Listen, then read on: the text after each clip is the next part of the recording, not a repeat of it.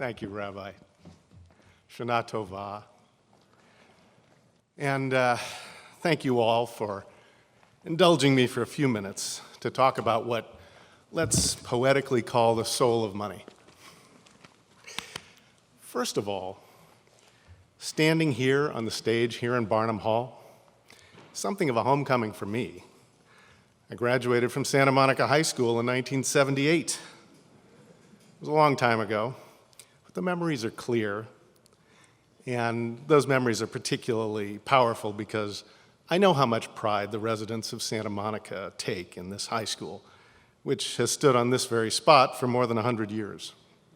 So for me, I can easily imagine this as our sacred space. For those of you who attended Samo High or who have children here, I hope you can too. But for the rest of us, and for those watching at home, let's try a little virtual reality. In other words, use your imagination and think of yourselves in KI instead. Close your eyes. Seriously, close your eyes and visualize yourself entering the sanctuary at KI. Assuming you haven't entered through the Sudakov Jerusalem courtyard, you walk up the winding stairs from the parking lot and enter the Friedman family foyer.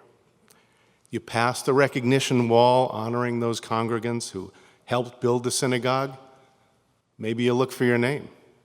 You enter the Mel and Laura Gutman lobby and walk by the Shergan family chapel. You note the Palermo Ravitch family social hall on your left, and you check the names on the other recognition wall. You scan the wall and ask yourself, is there any rhyme or reason to how these names are ordered? Apparently not. An usher greets you with a smile and wishes you a happy new year and hands you a prayer book. Finally, you're ready to enter the Gray family sanctuary through one of the 3 wide double doors.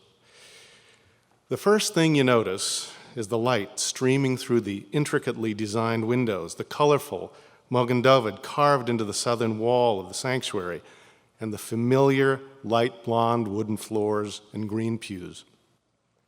You're struck by how open and airy it feels, even as at the same time the space creates intimacy.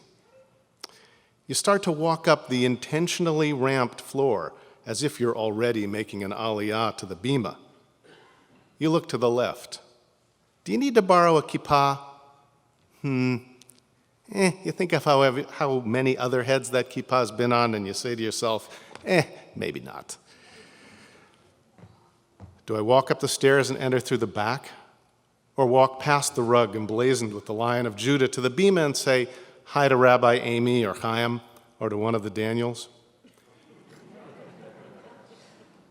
You see friends and familiar faces.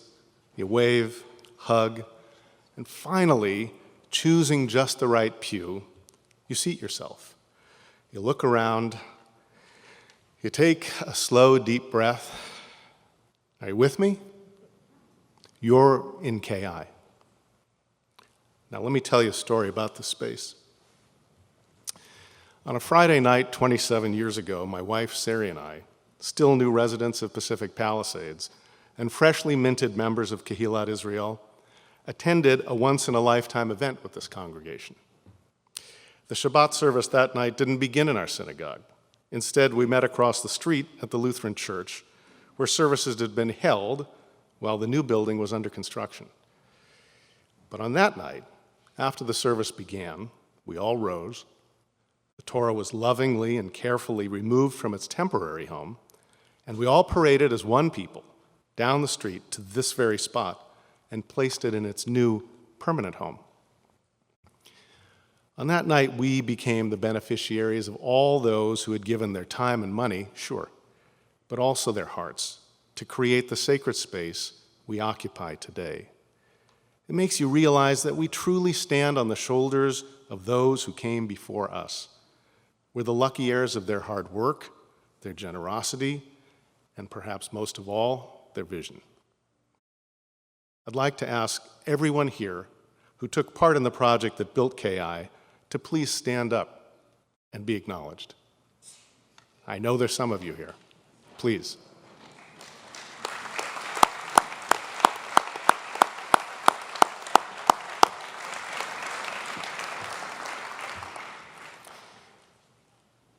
That vision was so beautifully executed that a generation later, our sanctuary still fills me with pleasure and pride every time I enter.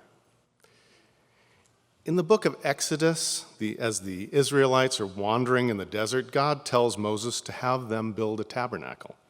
Let them make me a sanctuary, he tells him, that I may dwell among them. I don't know whether or not God really dwells among us. That's a matter of faith.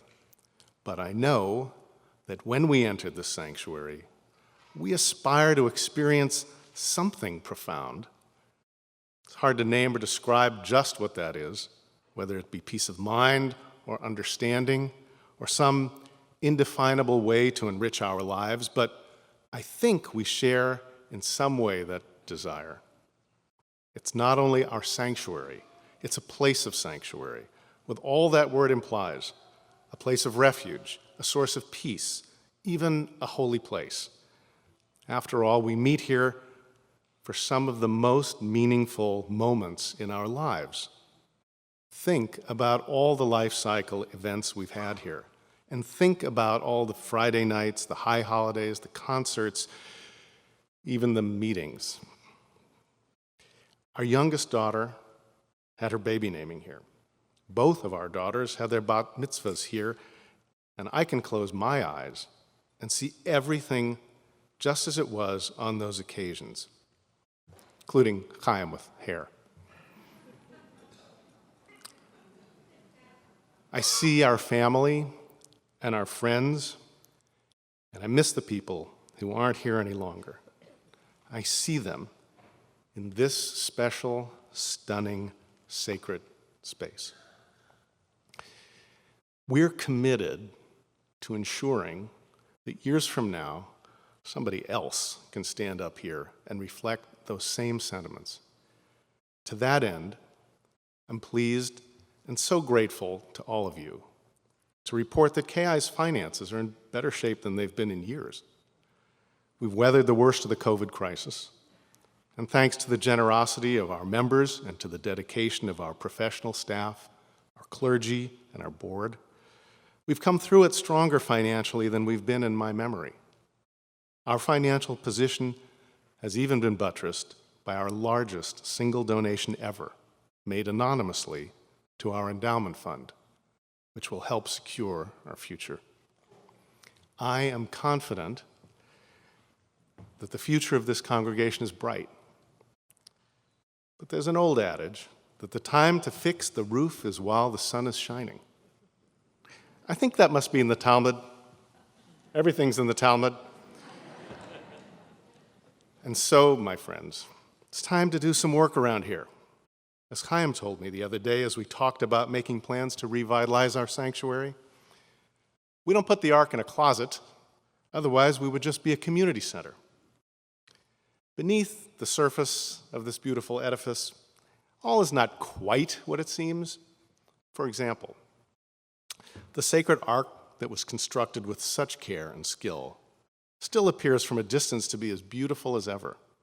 But I'll tell you a secret. The doors on the ark are held together by Velcro. What's more, the speakers that hang from the ceiling haven't worked in years. The rug is older than my kids. The floors, pews, and walls are all worn and scuffed. We must build a new ark, a new bima, install new audiovisual equipment, and generally give this wonderful space that Rabbi Daniel calls a spiritual workshop a facelift. In the coming days, we'll embark on a capital campaign to not only restore the luster of our sacred space, but to make it viable for the next generation so that our children and grandchildren and all the families who have never been here before will continue to enter this sanctuary and have that same sense of peace and happiness that we have felt for the past generation. Let's honor those fellow congregants whom we just acknowledged by pledging to follow their example. please join this campaign by increasing or making your new annual gift. Every single one of us can do something, and no gift is too small. And when we call on you to help, which is as inevitable as the sun rising in the east and setting in the west, please heed that call and join our campaign. And I thank you again for your indulgence and wish all of you a sweet, healthy, happy New Year. Yasher Tov.